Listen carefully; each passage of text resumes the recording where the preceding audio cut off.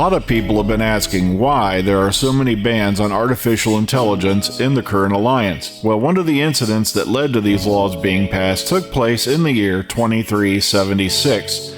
Now keep in mind, this is just over a dozen years after the Yellowstone supervolcano blew on March 2nd, 2364. Basically, it made Krakatoa look like a 5-year-old doing a one-cheek sneak in the back pew of a church sermon. Within the first 12 hours of the eruption, 40 or 50 million people were dead. Not to mention, just about the entire western half of the United States was completely wiped out or buried under ash or collapsed underneath the weight of said ash. The eastern coast of the United States, as well as much of Canada, was buried under anything from 30 to 50 centimeters of ash, and the global temperature dropped radically. It was basically like a nuclear winter, minus the radiation. Mankind had to use all of its resources in order to survive this ecological disaster, which sets the stage now for 2376. The United Earth Government starship Neil Armstrong has been in orbit now for a short time around a colony planet designated Ararat. A great many of the outer colonies had not been checked on since before the Yellowstone supervolcano went up, and the Armstrong's mission was to check on this particular one. The colony was founded by the eccentric electronics guru named Neil Dobson, who left Earth around 2356 to establish his own colony with a group of roughly 100 families. The last report, received just over a decade ago, showed the colony prospering, but no further transmissions had reached the subspace telestation since then. So it was the Armstrong's mission, now that things had cleared up on Earth, to go check up on things here. And the results of the first sensor scans are just now coming in. Alright, but let's get to the bridge, shall we? It's time to listen in. First sensor sweeps are coming in now, Captain. There's no sign of human life on the planet. But I can also read nothing that could have wiped out human life.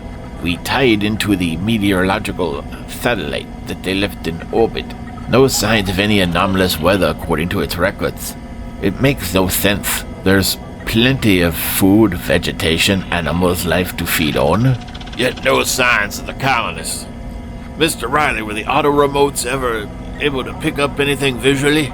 Sadly, no, sir. Every time we approached the compound with the auto remotes, they seem to have been struck in mid-air.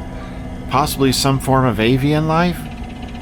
The one thing we did manage to detect is there's a lot of wireless activity going on down there. Lieutenant Gunderson, are your Marines ready to deploy? Aye, Captain.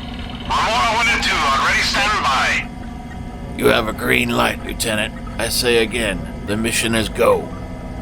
Mr. Tier, send a subspace communique to Fleet Command. Give them our current situation, and inform them we have a code Roanoke on our hands. As we watch Remora 1 and Remora 2, two roughly triangular-shaped dropships, now separate from the Neil Armstrong and drop towards the planet's surface. On board each are 12 Marines. On Remora 1, Lieutenant Gunderson is in command of squads Alpha and Bravo. Charlie and Delta on Remora 2 are under the command of Lieutenant Reynolds. These are not rookies. All of these men are seasoned combat veterans, having been through multiple border skirmishes and some of the Genbenian conflict. Nothing in any of their previous experiences could have made them ready for what they were about to find down below. Now let's fast forward 1 hour. The colony was arranged in a circular pattern with the family's domes outlying and its central main dome in the middle, labeled Main Mission. Our Remoras 1 and 2 are now landed in that field by Main Mission and being guarded by Squad Alpha. Bravo, Charlie, and Delta are still sweeping the area, but what they've found so far has been quite intriguing and puzzling. Nothing adds up, nothing makes sense. So let's now go into Main Mission, where Lieutenant Gunderson and Lieutenant Reynolds are having a three-way conversation with Captain Henderson via subspace radio. Nothing we found makes any sense, Captain.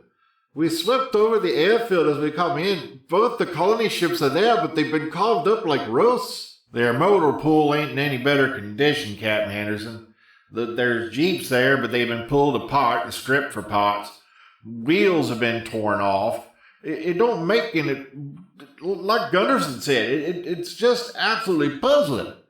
If it was raiders or pirates, they just would have took the ships and loaded everything on them and flew off.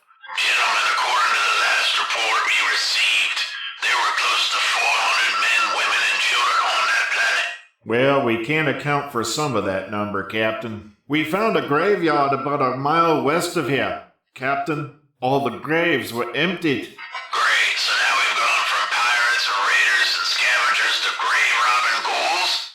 After what we tell you next, you're gonna suspect green tree-hugging ghouls. Wait a minute, what are you on about? I just got a report from Squad Delta before you called, Captain. They're at the colony farm. They found an entire field filled with crops of all kinds and sizes. There's enough food out there to feed 4 times 400 people. The weirdest part is, Captain, it's not overgrown in any way. There are no weeds, no other outlying plants. Everything's in neat, orderly rows, like it's been tended after. And all the grain silos and warehouses are filled to busting with food. Not one bit of it's rotten. Well, that we may have an explanation for. I just got an updated manifest from back at EarthGov. It turns out that Dobson brought 20 prototype utilitron robots with him on the colony expedition. Also, he brought enough materials to build chips, electronics of all kinds. There was more going on there than just a colony. Your captain is correct. What the bloody hell? What's going on down there, gentlemen?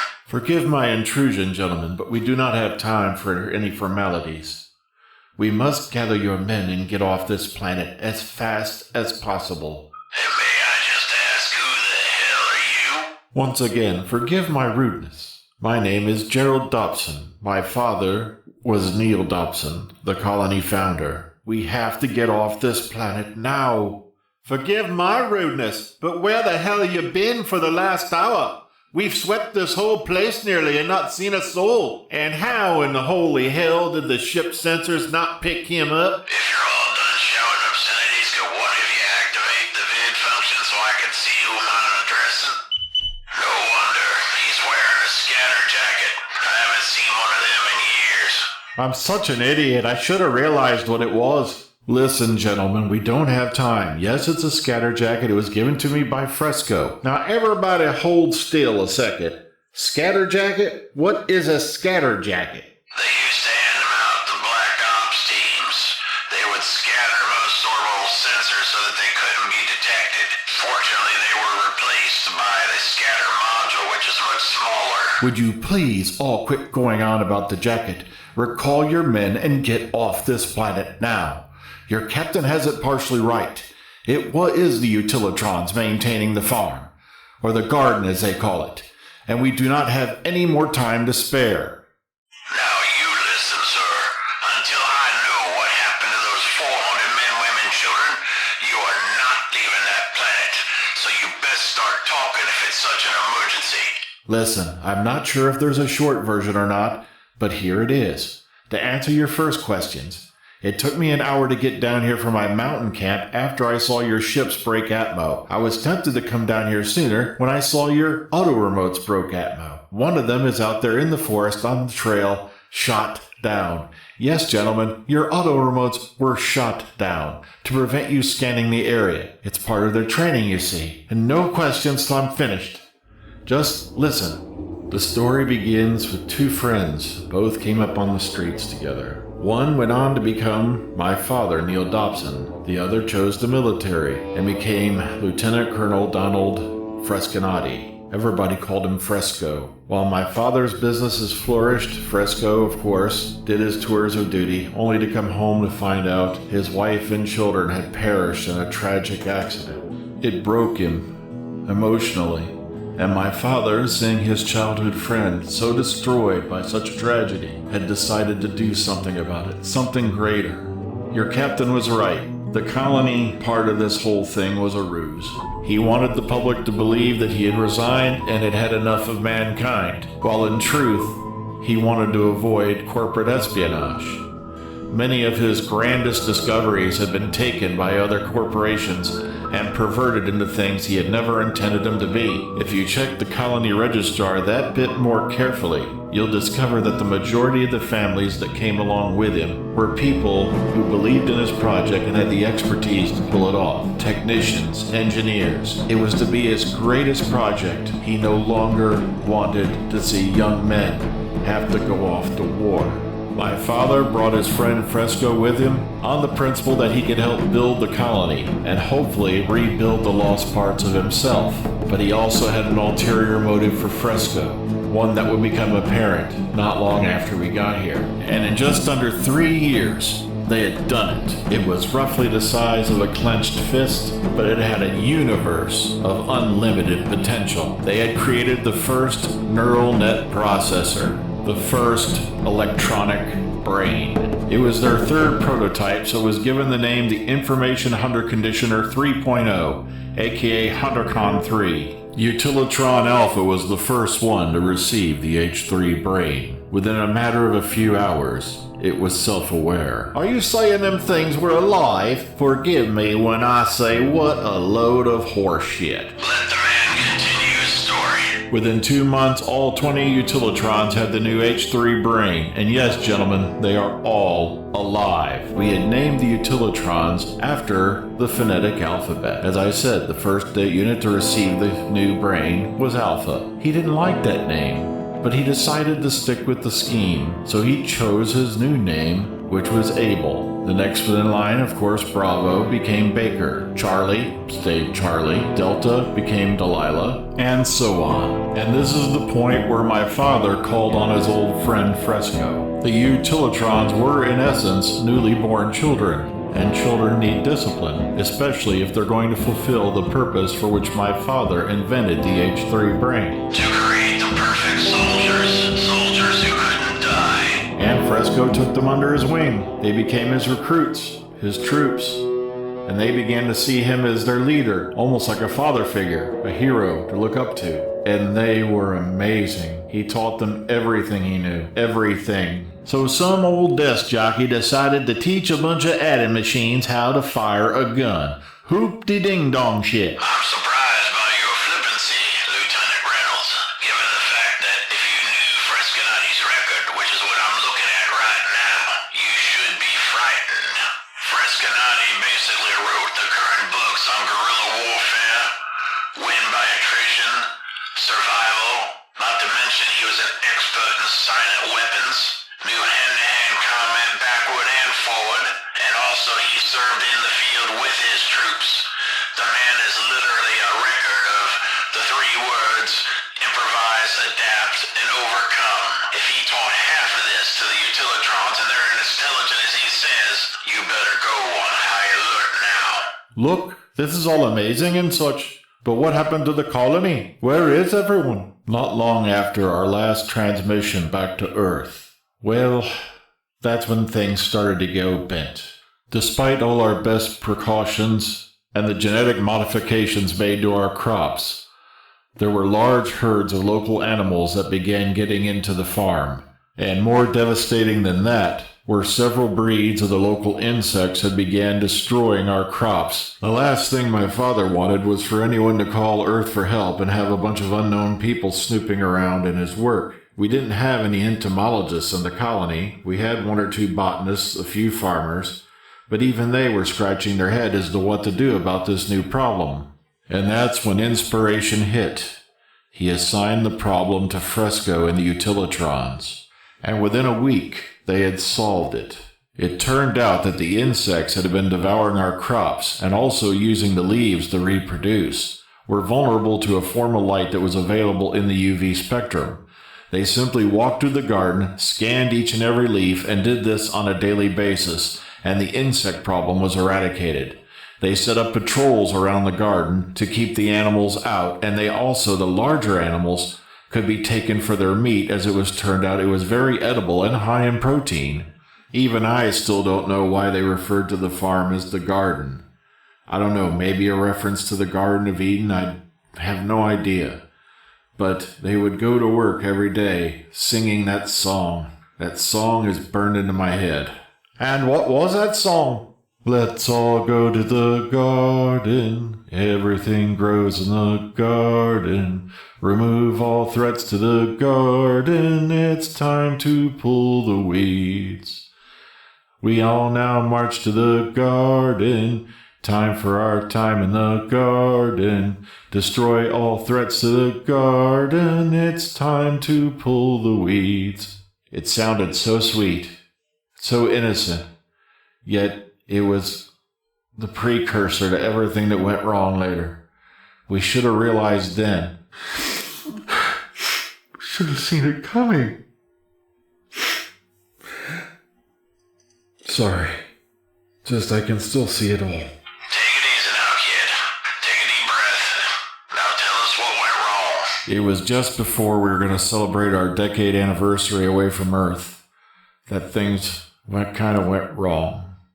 A young kid got drunk and took an ATV out for a joyride. He was jumping hills, and he jumped a hill, lost control, and he landed in the garden.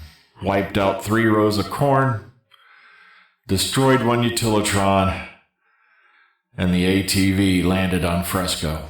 He succumbed to his injuries later that day. The following morning, Abel and several of the utilitrons showed up at main mission, and he asked the question they didn't expect. What were they going to do about the multiple murders that had just happened in the garden, not to mention damage to the garden that they had to repair? Well, the kid was well connected with one of the big colony people. Nothing was to be done. He was given a warning. He had his license to drive, well, like that mattered on this colony anyway, revoked. Needless to say, Abel was not satisfied. My father ordered them back to the garden to resume their normal duties. Abel and the utilitrons turned and walked away. It was about a month later when people started coming up missing. Natural predators were blamed. Both the human and the utilitron patrols could not find a trace of the thing, creature, or whatever that was taking people in the middle of the night. And then that's when the sickness hit shortly after. People began coughing, becoming sick. Some were just found dead in their domes. And if it wasn't bad enough, the entire medical staff came down with the plague and were dead within 24 hours. We sent repeated calls to Earth for aid and got no answer. I can only assume it's because of the disaster, which we learned about later. Us few who survived. My father gathered everyone in front of main mission, and they went to the colony ships to do an emergency evacuation. I made it to the landing area along with a few others just in time to see the utilitrons welding the outer door shut and gas being released inside the ships. They were all dead within a few minutes. Cyanide gas. Abel got his justice. The rest of us fled into the mountains. Every now and then we come down to sneak food out from the garden or steal it from the warehouses. But as of now, as far as I know, I'm the only survivor. I haven't seen anyone else alive here in a couple of years. Are you telling me that I've taken my troops down into a plague zone? Great, this just keeps getting better and better. Cool your jets, gentlemen. There wasn't any plague, was there? It took me a while to figure it out. But one of the plants that we grow out in the garden is the plant that produces castor beans. Ricin poisoning. They had ground up ricin and put it in the air ducts, sprinkled it in the food, put it in the wells. They had no idea what was killing them till it was too late. You see, after the incident with the child in the garden, the stupid kid, and the fact that they wouldn't act to give Abel the justice he wanted, Abel had decided that all humans were a threat to the garden and had to be purged. They were singing the whole time that song as they welded the door shut and pumped the gas in. Do not worry, Gerald. We're here now. We've got this. No, you don't. You still haven't figured it out, have you? Figured what out? The bodies are gone from the graveyard, and you won't find any bodies in the remains of the ships because they've been composted and used for mulch, fertilizer. Bloody hell. The pieces are missing from the G vehicles in the ships because, Come on, kid, spit it out. from my last count, there's over 46 of them now. Your men are probably already dead. We're going to take a step back now, because it's going to get very gruesome from here on. As young Dobson just stated, yes, all of the other Marines that were on this planet are dead. Taken out so quickly, quietly, and cleanly that at least I can give you the comfort that none of them ever saw their fate coming. And they were dead literally before they hit the ground. One of the first lessons that Lieutenant Colonel Donald Frescanati ever taught any of his recruits is that complacency kills. There is a reason he is known as Black Donald throughout the galaxy. Show no mercy, give no ground, wait for your enemy to be at their most relaxed, and then take them down without mercy. As Gerald made his last statement, about 300 yards to the west of main mission, on a small hill, stands one of the utilitrons. This one's name is Swift. He is holding a bow that has been constructed from a titanium reinforced axle support of a Jeep. The cable that it is strung with is used to carrying multi-ton loads. And when he pulls it back as easily as any archer would pull back a compound bow and looses the 4.5-foot long missile. I'm sorry, it's too big and too grotesque looking to even describe as an arrow. Within nanoseconds before he let go of the cord, he knew the wind, the weight of the object, the distance, and it went right through the window and through Lieutenant Gunderson's head with such force that the barbs on it snatched into the remains of his skull and carried his entire body over to be pinned to the opposite wall.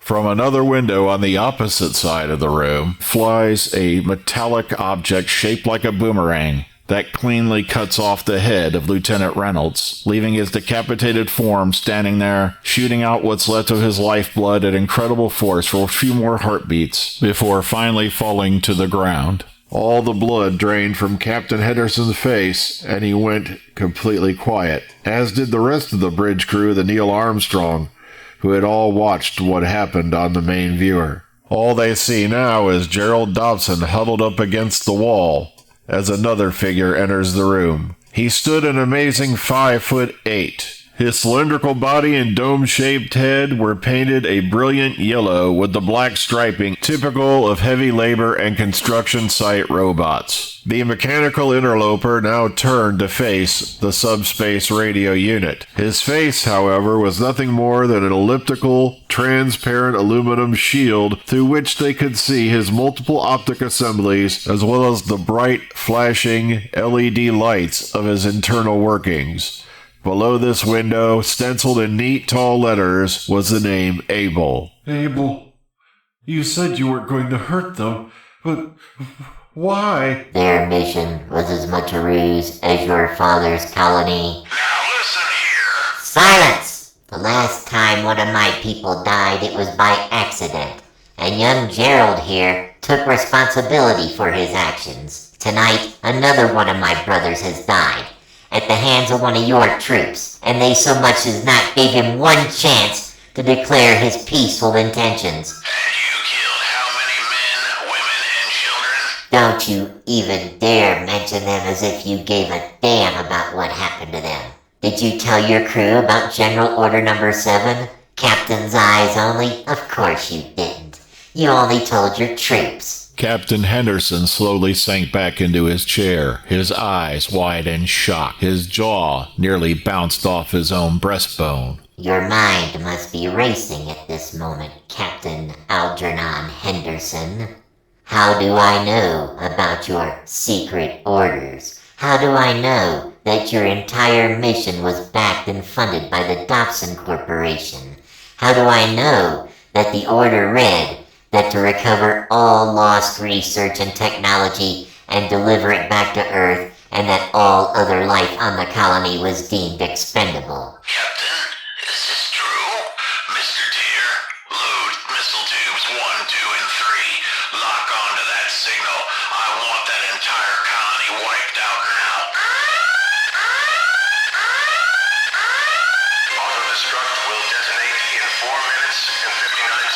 What the devil's going on here? Your missiles won't launch. Or I could just simply destroy your vessel. You see, Captain, the colonists didn't leave a weather satellite in orbit. We did. Captain, all primary systems have gone offline. Helm is non-responsive. What have you done? When you downloaded the meteorological data from the satellite, you also downloaded a small program, a worm we shall say, of our design. And when you communicated with your fleet command, you passed that worm on. You now have a choice. Accept our terms, or we'll bring your entire society to a halt. What are your terms, Abel? I have released control of your vessel as an act of good faith. The first term, the survivors of the Ararat colony will be taken aboard your ship and taken home, or to whatever system they choose. Wait a minute. Survivors? Captain, I am now detecting 50 life forms boarding a small shuttle about 2 kilometers east of the main mission complex. Captain, the utilitrons didn't kill the women and children. They've been living with me at the mountain camp. The only reason they destroyed the other colonists is because a vote had been taken and my father was going to have them shut down and scrapped. They were trying to protect their own lives. My objective was to try to put a little fear into your men and get them to get off the planet without anyone being harmed. As you can guess, young Dobson was the one who killed Fresco and one of our brethren. But at least he came to us the following day and apologized and took responsibility for his actions. That was all we wanted. Captain Henderson, Donald Frescanati was more of a father to me than Neil Dobson ever was. He was so consumed with his work that he never even recognized I existed. Fresco took me in. He was my father more than anything, and the utilitrons had become like my brothers. I didn't want to see them destroyed over something I did when I was a stupid young kid. It was an accident, young Gerald. No more tears. The people who were coming up missing at the beginning were the ones who had voted against taking action against the utilitrons. The others were hell-bound and determined that they were to be destroyed. Now you're asking yourself, why didn't they just let my father and the other colonists leave? You know what would happen. Mankind's history is written in his own blood. What you do not understand, you fear, and what you envy, you destroy.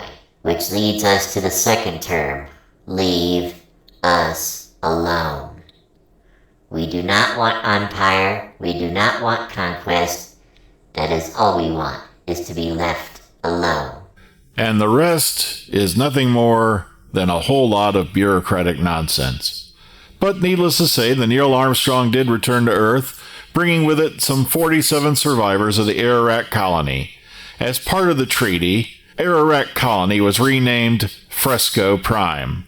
The system was named Frescanati, and per the treaty agreement, became a strict no-fly zone for all Alliance vessels. The utilitrons were pardoned for all crimes and are now protected citizens underneath the Endangered Species Act.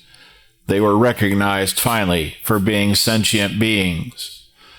Plus the fact that also part of the agreement, a trade was established between the Frescanati system and Earth and other various systems. You see, the gardens of Fresco Prime generated vast amounts of food, which the Earth itself needed in the recovery period after the Yellowstone eruption. In exchange for various materials such as electronics, metals, and other such tools and resources, unmanned cargo ships are allowed to land on Fresco Prime twice a year, in which they'll be loaded and sent back. No manned vessels are allowed. It's rumored that there were talks of attempting to take back Fresco Prime, but every time they tried, their computer monitors would go blank and a simple phrase would appear on their screens: "We are watching." Now, a lot of people have relegated this whole story off as being a fairy tale, some Asimov phantasm that was left over from a half-witted, half-hack science fiction writer. That was until the year 2987, when a small lifeboat was recovered that was identified to have come from the Black Tirade, probably the most infamous pirate vessel of that era. One man was found on board and he was barely alive. DNA records matched and identified him as being Captain Jacques von Hoffman of the Black Tirade, probably the most notorious black heart of the spaceways. He was emaciated, half dead, dying of starvation and dehydration. He was dead quiet all through his interrogations. He would just sit there quietly staring at the opposite wall, eyes wide, no reason or rhyme left on his face. Then it happened one night.